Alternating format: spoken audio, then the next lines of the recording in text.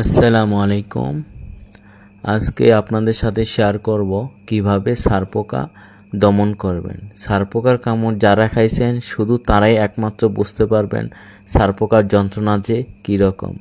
তো আপনাদের সাথে প্রোডাক্ট একটি নিয়ে আসলাম ছারপোকার মারার জন্য বেডবাক্স স্প্রে। এই বেডবাক্স স্প্রে আপনারা ব্যবহার করবেন কিভাবে, জাজিম অথবা ম্যাটেক্স যেইটাই বিছান, এটা সাইডে আপনার লুকাই থাকে, যে সিলাইটা আছে সিলাইটার দিকে লুকাই থাকে বাজের ভিতরে।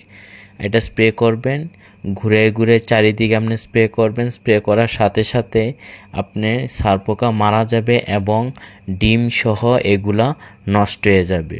তারপর খাটের যে জয়েন্টগুলো আছে এই জয়েন্টগুলোতে আপনারা স্প্রে করবেন, কারণ এটা আপনি লুকাই থাকার কারণে এর মারতে অনেক কঠিন। কারণ এটা অনেক সময় দেখা যায়, অনেক সময় দেখা যায় না। আপনি যখন ঘুমাবেন দেখবেন অটোমেটিক এটা বাড়িতে থাকে। তারপর খাটের যে ছানিটা আছে ছানিটার উপরে নিচে মারবেন, যেসব স্থানে গ্যাপ থাকে গ্যাপের ভিতরে। তারপর আপনি যে বিছানা আছে বিছানার চাদর, বালিশের কভার, মশারি যদি টাঙান এগুলো সম্পূর্ণ উঠাইয়া গরম পানি দিয়ে ধুইয়া তারপর বিছাবেন এবং এই বেডবাক্স স্প্রে করলে মানুষের কোনো ক্ষতি হবে না এবং এটা কোনো গ্যাস হবে না। এই বেডবাক্স মানুষের কোনো ক্ষতি করে না।